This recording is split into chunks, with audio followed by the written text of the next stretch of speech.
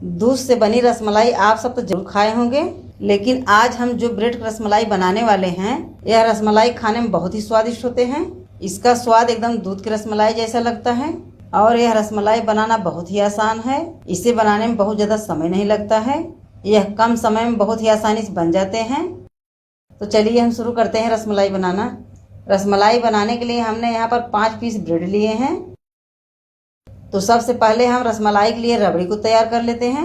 हमने गैस पर कढ़ाई रख दिया है, गैस को ऑन कर लेते हैं। अब कढ़ाई में हम 1 कप दूध को डाल देते हैं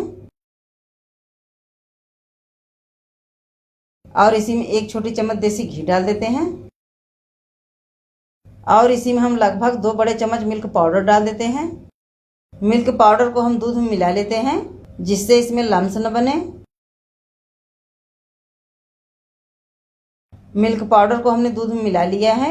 अब इसमें हम लगभग 2 बड़े चम्मच चीनी डाल देते हैं।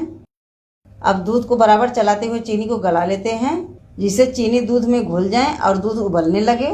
तब तक हमें इसे चलाते रहना है क्योंकि हमने इसमें मिल्क पाउडर डाला है।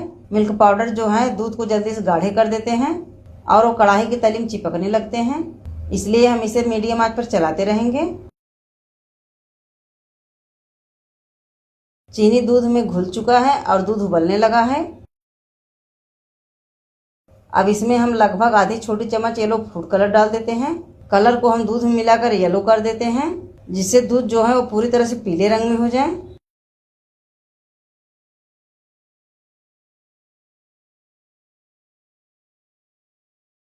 अब इसमें हम थोड़े से कटे हुए पिस्ता और बादाम डाल देते हैं। आधी छोटी चम्मच इलायची पाउडर डाल देते हैं। इससे रसमलाई का फ्लेवर बहुत ही अच्छा बनता है। अब दूध को हम 2 मिनट तक और पका लेते हैं जिससे दूध हल्के गाढ़े हो जाएं। हमें इसे बहुत ज़्यादा गाढ़ा रबड़ी नहीं बनाना है, नहीं तो रसमलाई जो है वो रबड़ी को सूख नहीं पाएगा। रबड़ी को हमने 2 मिनट तक पका लिया है। आप देख सकते हैं हमने इतना गाढ़ा रबड़ी बनाया है। ये रसमलाई के लिए रबड़ी हमारे बनकर तैयार हैं। अब हम गैस को बंद कर देते हैं और कढ़ाई को हम गैस से उतार कर नीचे रख देते हैं। अब रसमलाई के लिए हम ब्रेड को काट लेते हैं। पहले हम ब्रेड के चारों किनारों को काट कर निकाल देते हैं, यानी कि जो ब्रेड का ब्राउन पार्ट है उसे हमें काट कर निकालना है।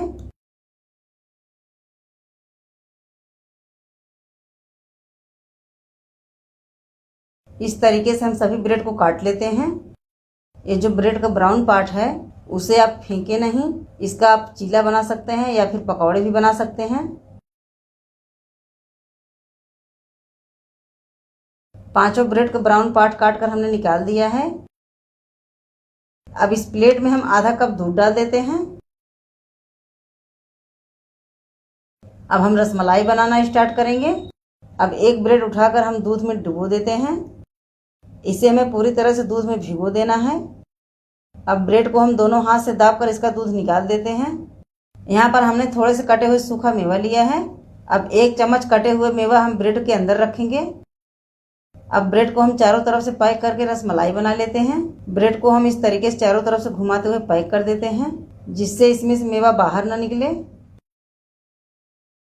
ये पहला रसमलाई हमने बना लिया है। इसी तरह हम बाकी ब्रेड का भी रसमलाई बना लेते हैं। एक एक ब्रेड को हम दूध में डुबोते जाएंगे और इसमें से दोनों हाथ से दूध को निकालकर मेवा को भरकर रसमलाई बनाते जाएंगे। ब्रेड के अंदर जो सूखा मेवा डाला जाता है उससे जो रसमलाई है वो खाने में बहुत स्वादिष्ट लगते हैं। अब ब्रेड को हम चारों तरफ से पैक करके रसमलाई बना लेते हैं। रसमलाई को हम बहुत गोला आकार नहीं बना रहे हैं, इसको हम हल्के चिपटे आकार में बना रहे हैं, लेकिन आप चाहें तो इसको गोले आकार में बना सकते हैं। इस तरीके से हम चिपटे आकार में रसमलाई को बना रहे हैं।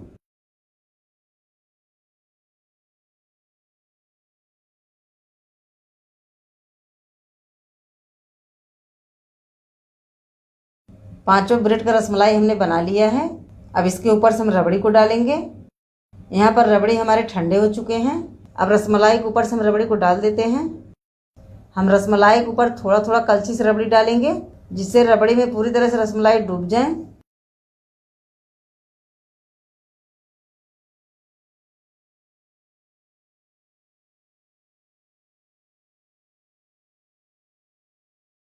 अब इसके ऊपर से हम थोड़ा सा पिस्ता से गार्निश कर देते हैं।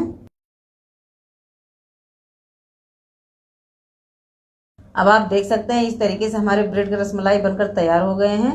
यह रसमलाई हमारा खाने के लिए पूरी तरह से तैयार है। अगर आप इसे बाद में खाना चाहते हैं तो इसे फ्रिज में रख दें, तब उसके बाद ठंडे ठंडे रसमलाई खाने के लिए सर्व करें। रसमलाई चाहे कोई भी हो वह ठंडे खाने में अच्छे लगते हैं। अब एक रसमलाई हम बाउल में लेकर काट कर आपको दिखाते हैं कि यह रसमलाई हमारा कितना मुलायम बना है। अब इसके ऊपर से हम रबड़ी को डालेंगे।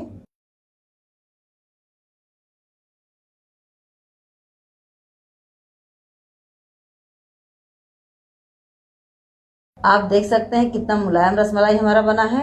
यह रसमलाई खाने में बहुत ही स्वादिष्ट होते हैं। इस तरह ब्रेड की रसमलाई आप कभी भी बना सकते हैं, क्योंकि ब्रेड लगभग सभी घरों में होते हैं और इसको आप बिना झंझट के आसानी से बना सकते हैं।